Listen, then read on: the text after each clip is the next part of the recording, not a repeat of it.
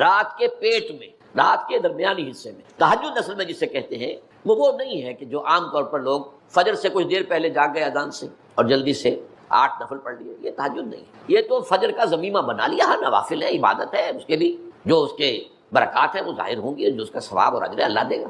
لیکن اصل میں جسے تہجد کہا جاتا ہے وہ رات کو سو کر پھر اٹھنا، نیند کو توڑ کر اور پھر سو جانا اور پھر اٹھنا فجر کے لیے۔ جوف کہتے ہیں پیٹ کو، اسی شے کے جوف اللیل، رات کے بطن میں، رات کے درمیان میں، یعنی نصف رات گزر جائے اس وقت سے انسان جو ہے وہ نماز پڑھے اور پھر ثلث رہ جائے تو پھر جائے، پھر سو جائے اور پھر اس کے بعد اٹھے فجر کے لیے اور سنتیں پڑھے اور آئے مسجد کے اندر۔ تو یہاں آپ نے فرمایا وَصَلَاةُ الرَّجُلِ فِي جَوْفِ اللَّيْلِ، اور اپنے اس قول کے لیے حضور نے آیتیں تلاوت فرمائی، وہی دو آیتیں۔ یہاں یہ سورہ سجدہ کی آیت نمبر 16 اور 17 ہیں۔ تَتَجَافَىٰ جُنُوبُهُمْ عَنِ الْمَضَاجِعِ، اللہ تعالیٰ اپنے خاص محبوب بندوں کی یہ صفات بیان کر رہا ہے کہ ان کے پہلو اپنے بستروں سے علیحدہ رہتے ہیں، رات کے وقت جاگتے رہتے، بستر پر لیٹیں گے تو سو جائیں گے۔ تَتَجَافَىٰ جُنُوبُهُمْ عَنِ الْمَضَاجِعِ يَدْعُونَ رَبَّهُمْ خَوْفًا وَطَمَعًا، وہ اس وقت اپنے رب کو پکارتے ہیں، دعائیں کرتے ہیں، خوف کے ساتھ بھی، اس کے مواخذے کا خوف، اس کے عذاب کا خوف، اس کی باز پرس کا خوف، اس کی ناراضی کا خوف، جہنم کا خوف، وطمعًا، اور طمع کس کی؟ اللہ راضی ہو، اللہ کے اجر و ثواب کی بھی طمع ہو۔ لیکن سب سے بڑی طمع کیا ہے؟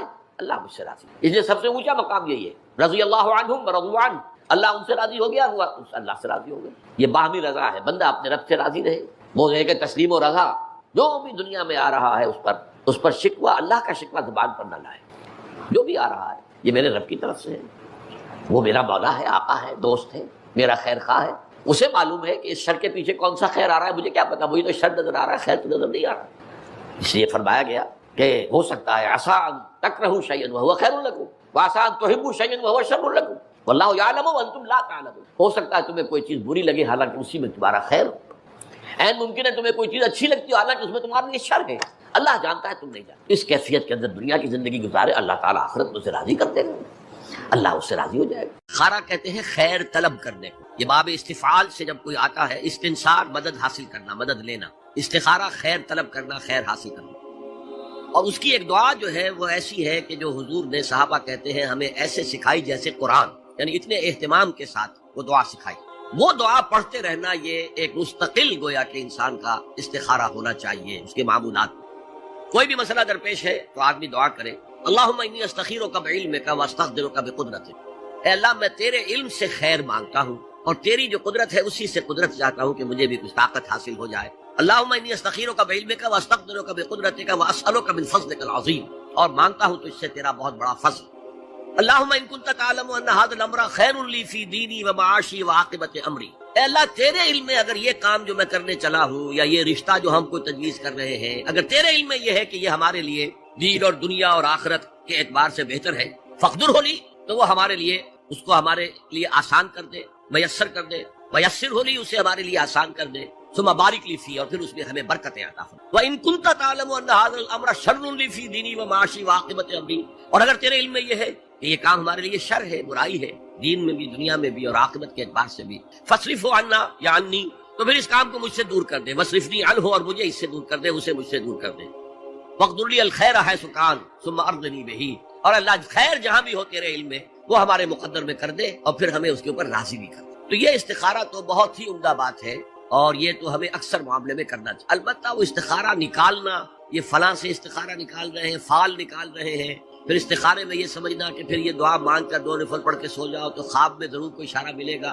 ان چیزوں کا کوئی ثبوت نہیں ہے میرے علم کی حد تک احادیث میں یا سنت۔ بہرحال اگر اللہ تعالیٰ اشارہ کر دے کوئی خواب کے اندر تو بھی کوئی بعید بات تو نہیں ہے، لیکن یہ کہ اصل میں دعا استخارہ جو ہے بس وہ ہے اصل استخارہ، اور وہ بہت عمدہ چیز ہے اور وہ ایمان کے عین مطابق ہے کہ اللہ ہم نہیں جانتے، تو جانتا ہے، ہم شارٹ سائٹڈ ہیں، ہمیں یہ چیز اچھی لگ رہی ہے، ہمیں پتہ نہیں شاید اس کے پیچھے کوئی بری چیز چلی آ رہی ہے۔ قرآن نے کہا ہے وَعَسَىٰ أَن تَكْرَهُوا شَيْئًا وَهُوَ خَيْرٌ لَّكُمْ وَعَسَىٰ أَن تُحِبُّوا شَيْئًا وَهُوَ شَرٌّ لَّكُمْ وَاللَّهُ يَعْلَمُ وَأَنتُمْ لَا تَعْلَمُونَ، ہو سکتا ہے تم کسی چیز کو برا سمجھو حالانکہ اسی میں تمہارا خیر ہو، اور ہو سکتا ہے تم کسی چیز سے محبت کرو حالانکہ اس میں تمہارے لیے شر ہو، اللہ جانتا ہے تم نہیں جانتے۔ تو اسی کو کہتے ہیں تفویض الامر الی اللہ، اپنا معاملہ اللہ کے حوالے کر دو، اللہ تو اگر اسے ہمارے لیے خیر سمجھتا ہے تو آسان کر دے، اگر شر سمجھتا ہے تو ہم سے دور کر دے۔ جو لوگ اللہ پر ایمان لائیں، کہیں کہ ہمارا رب اللہ ہے، پھر اس پر جم جائیں، ان پر فرشتوں کا نزول ہوتا ہے، نہ کوئی غم کرو نہ خوف، خوشیاں مناؤ جنت کی جس کا تم سے وعدہ کیا گیا تھا۔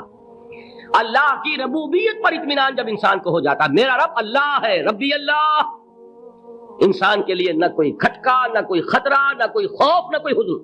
جو کچھ ہو رہا ہے کس کے اذن سے ہو رہا ہے؟ اللہ کے اذن سے۔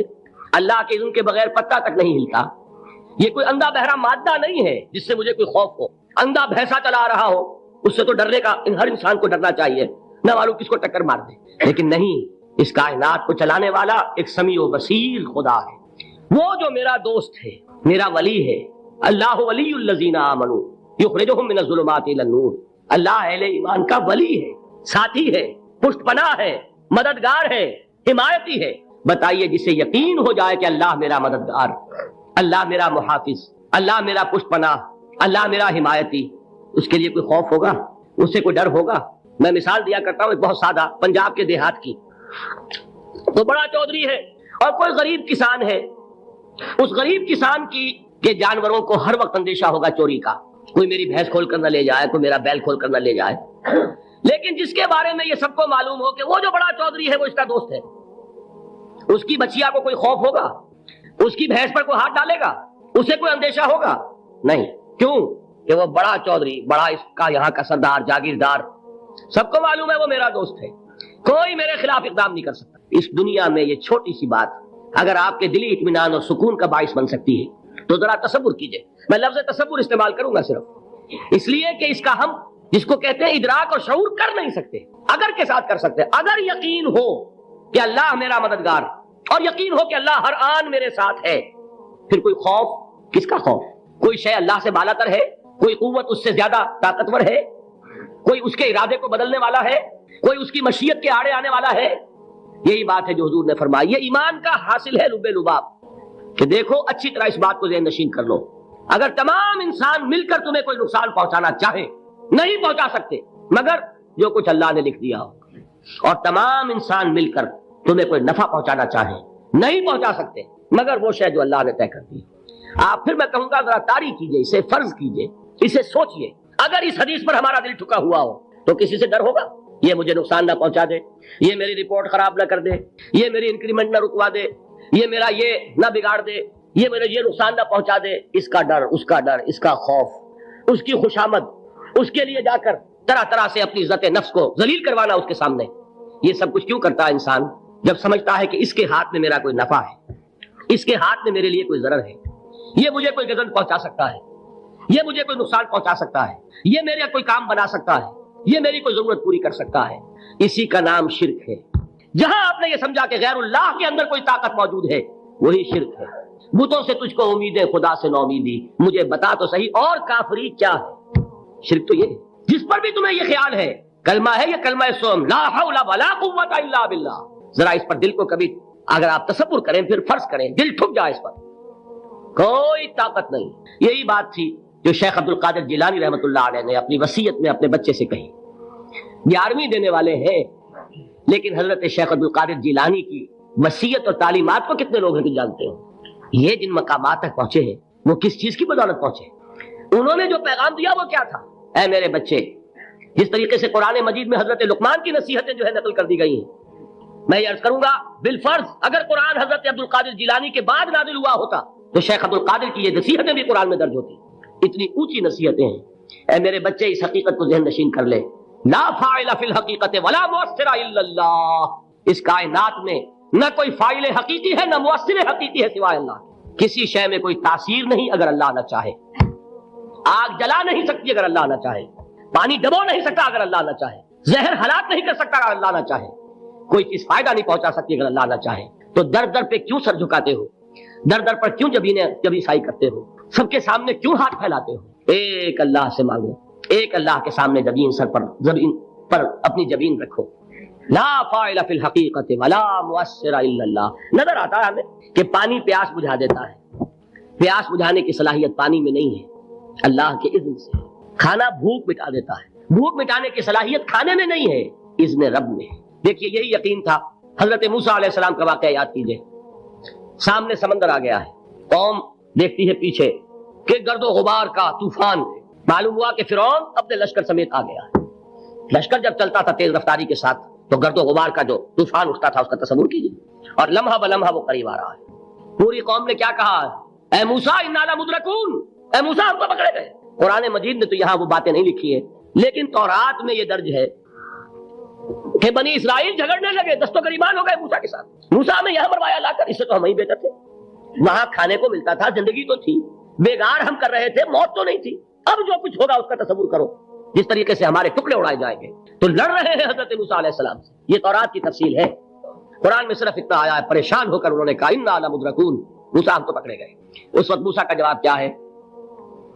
کلا ان معی ربی سیہدین، نہیں، میرے ساتھ میرا رب ہے، وہ راستہ دے گا۔ بتائیے کہاں راستہ نظر آ رہا ہے؟ یہ ہے ایمان بالغیب۔ راستہ نظر نہ آئے تب اللہ پر یقین ایمان ہے۔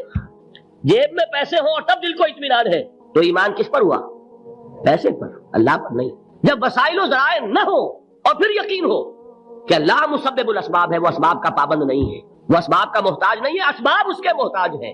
اگر یہ یقین ہے تو اللہ پر ایمان ہے، یہ نہیں ہے تو تمہارا ایمان اسباب پر ہے، وسائل پر ہے، ذرائع پر ہے، مادیات پر ہے، اللہ پر نہیں۔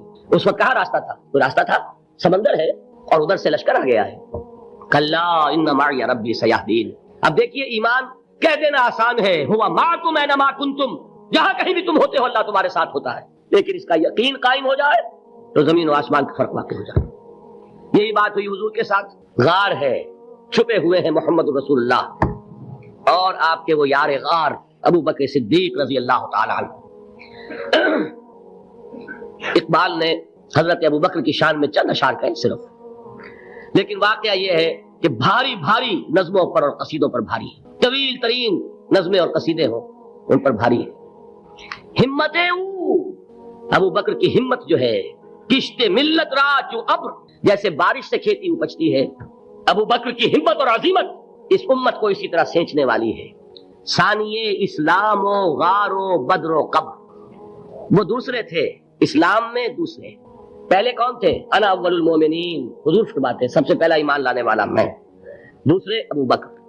ویسے ہمارے ہاں یہ چلتا ہے اختلاف، حضرت علی پہلے ہیں کہ حضرت ابو بکر پہلے ہیں، لیکن اس میں بڑی خوبصورت تطبیق قائم کی ہے علماء نے اور بہت صحیح ہے۔ چار کے بارے میں فیصلہ ہی مت کرو کہ کون پہلے ہے، ان کی ایک عجیب تقسیم کر دی ہے۔ آزاد مردوں میں، بالغ مردوں میں سب سے پہلے ابو بکر، بچوں میں سب سے پہلے علی، خواتین میں سب سے پہلے خدیجہ، اور غلاموں میں سب سے پہلے زید ابن حارثہ۔ بڑی پیاری تقسیم ہے، یہ چاروں ہی پہلے ہیں، ہر ایک کے لیے اولیت ہے۔ اور واقعہ یہ ہے کہ اگر زمانی اعتبار سے تعین ہوگا تو پہلے خدیجۃ الکبریٰ آئیں گی رضی اللہ تعالیٰ عنہ۔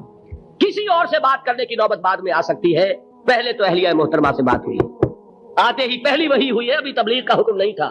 کس کو بتایا واقعہ؟ ابھی اپنی نبوت کی تبلیغ کا تو حکم ہی نہیں آیا۔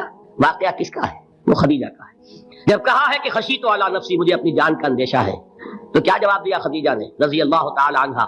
وہ صدیقۃ الکبریٰ ہے۔ صدیقات جو ہے خواتین، ان میں چوٹی پر خدیجۃ الکبریٰ ہے رضی اللہ تعالی عنہ، اور صدیق جو مرد ہیں ان میں صدیق اکبر ہے ابو بکر صدیق رضی اللہ تعالی عنہ، لیکن صدیقات میں چوٹی پر۔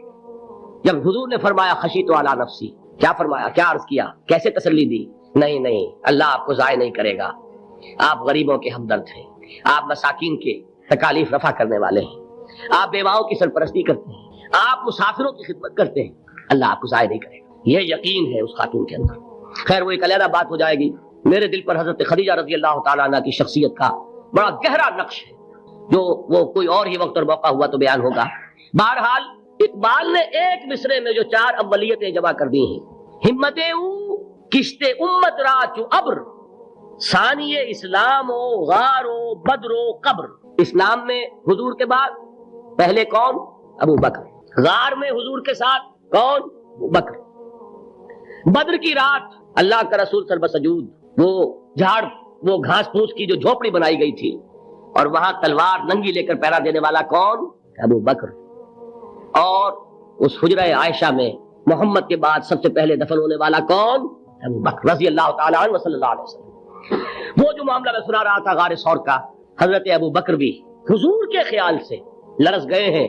آپ کو یاد ہوگا کہ جا کر پہلے تمام جتنے سوراخ تھے انہیں بند کیا ہے، ایک سوراخ رہ گیا تھا جس کو بند کرنے کے لیے کوئی کپڑا نہیں تھا، وہاں اپنی ایڑی رکھی ہے، تب کہا ہے حضور سے تشریف لائیے، اور اپنے زانو پر حضور کو لٹایا ہے، اور وہاں کسی موذی جانور نے کاٹا ہے، حضور کی آنکھ لگ گئی تھی، اس وقت اس بل کے اندر جو بھی بچھو ہے کیا ہے واللہ عالم اس نے کاٹا ہے، اس کی تکلیف کی وجہ سے ابو بکر کی آنکھوں سے آنسو ٹپک گئے، حضور کے چہرے مبارک پر پڑے ہیں تو حضور جاگے ہیں معاملہ کیا ہے، ایڑی نہیں ہٹائی وہاں سے، مبادا وہ جانور وہاں سے نکل کر محمد الرسول اللہ کو کوئی گردن پہنچا دے، ابو بکر کی ایڑی ہے، جس طرح چاہے کھا لے، ختم کر دے، جان نکل جائے تب کوئی آنچ آئے محمد پر تو آئے، لیکن جیتے جی نہیں، وہ ہے ابو بکر۔ حضور کے خیال سے اس وقت حضور نے پھر اپنا لعاب دہن لگایا ہے اور اس سے پھر آپ کی تکلیف ختم ہوئی۔ جیسے خیبر میں حضرت علی کی آنکھ دکھ رہی تھی، اس کو جو شفا حاصل ہوئی ہے وہ بھی حضور کے لعاب دہن سے ہوئی۔ تو بہرحال اس وقت انہوں نے کہا ہے کہ اے نبی یا رسول اللہ، اگر اس وقت ان میں سے کسی نے غیر ارادی طور پر بھی اپنے قدموں کی طرف جھانک لیا تو پکڑے جائیں۔ کیا جواب تھا اللہ کے رسول کا؟ لا تحزن ان اللہ معنا، اللہ ہمارے ساتھ ہے، کیوں گھبراتے ہو ابو بکر؟ یہ ہے ایمان باللہ، میرا مالک اللہ، میرا رازق اللہ، میرا محافظ اللہ، میرا مددگار اللہ، میرا پشت پناہ اللہ، میرا دوست اللہ۔ یہ دوستی ہے اللہ کی جو لب لباب ہے، حاصل ہے ایمان کا، اسی کا نام ولایت ہے۔ اولیاء اللہ کے سروں پر سینگ نہیں ہوتے، جس کے دل میں ایمان راسخ ہو چکا ہو وہی اللہ کا ولی ہے، جسے اللہ پر یقین ہو چکا ہے وہی اللہ کا ولی ہے، جسے یقین ہے اللہ میرے ساتھ ہے، میرا مددگار، میرا پشت پناہ، میرا ساتھی، میرا دوست، میرا محبوب، میرا محب۔ اللہ اہل ایمان سے محبت کرتا ہے، واللہ یحب الصادقین، ان اللہ یحب الذین یقاتلون فی سبیلہ صفا کانہم بنیان مرصوص۔ اللہ محبت کرنے والا، اہل ایمان محبوب، اور اہل ایمان محبت کرنے والے اللہ محبوب۔ والذین آمنوا اشد حبا للہ۔ آپ تصور کیجئے جسے یہ رشتہ ایمان یا رشتہ ولایت حاصل ہو جائے، الا ان اولیاء اللہ لا خوف علیہم ولا هم یحزنون، آگاہ ہو جاؤ اللہ کے دوستوں کے لیے نہ کوئی خوف ہے نہ کوئی حزن ہے۔